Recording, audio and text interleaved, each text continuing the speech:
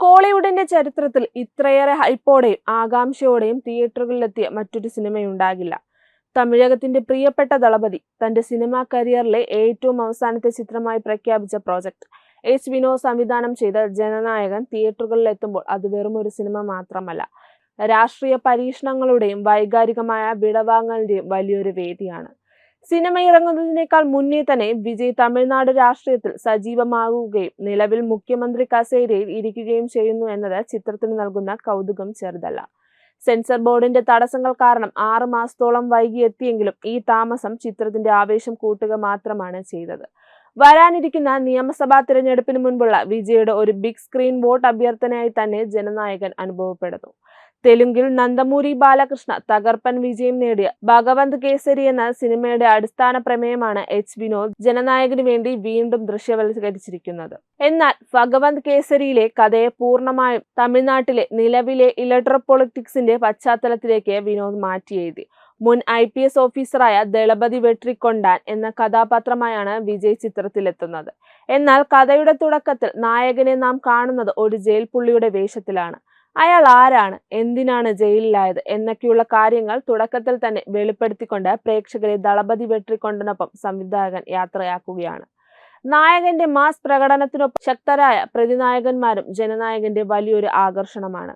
Bobby Dion അവതരിപ്പിക്കുന്ന അമരീഷ് പൂജാരി എന്ന വില്ലനൊപ്പം പ്രകാശ് രാജിന്റെ റോജാ രംഗസ്വാമി എന്ന കഥാപാത്രത്തിനും ചിത്രത്തിൽ വലിയൊരു പ്രാധാന്യമുണ്ട്.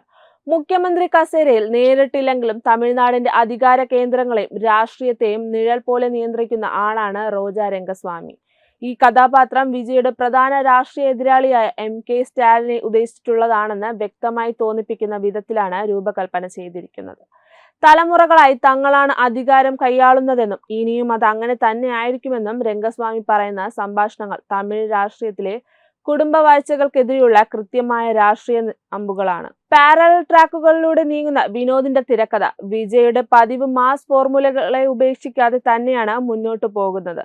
നാടിനും പ്രിയപ്പെട്ടവർക്കും വേണ്ടി സ്വന്തം ജീവിതം ത്യജിക്കാൻ മടിക്കാത്ത വിജയ് നായകന്മാരുടെ തുടർച്ച തന്നെയാണ് വെട്രിക്കൊണ്ടാനും. എന്നാൽ ഈ സിനിമയുടെ വൈകാരികമായ അടിത്തറ കെട്ടിപ്പടുക്കുന്നത് വെട്രിക്കൊണ്ടാനും അദ്ദേഹത്തിന്റെ അനുജത്തിയായി ജീവിതത്തിലേക്ക് എത്തുന്ന വിജിയും തമ്മിലുള്ള ബന്ധമാണ്. മലയാളി താരം മമിത ബൈജു ആണ് വിജി എന്ന കഥാപാത്രത്തെ തമിഴ് പ്രേക്ഷകരുടെ മനസ്സിൽ തട്ടുന്ന രീതിയിൽ അവതരിപ്പിച്ചിരിക്കുന്നത്. കഥയെ മുന്നോട്ട് നയിക്കുന്നതിൽ ഈ സഹോദര ബന്ധത്തിന് വലിയൊരു പങ്കുണ്ട്. പ്രതിനായകനായി ബോബി ഡിയോണും മുൻപ് നമ്മൾ കണ്ടിട്ടുള്ള അനുഭവ സമ്പത്തോടെ പ്രകാശ് രാജും തങ്ങളുടെ വേഷങ്ങൾ ഗംഭീരമാക്കി. 3 മണിക്കൂറും 3 മിനിറ്റും ദൈർഘ്യമുള്ള ഒരു വലിയ ചിത്രമാണ് ജനനായകൻ.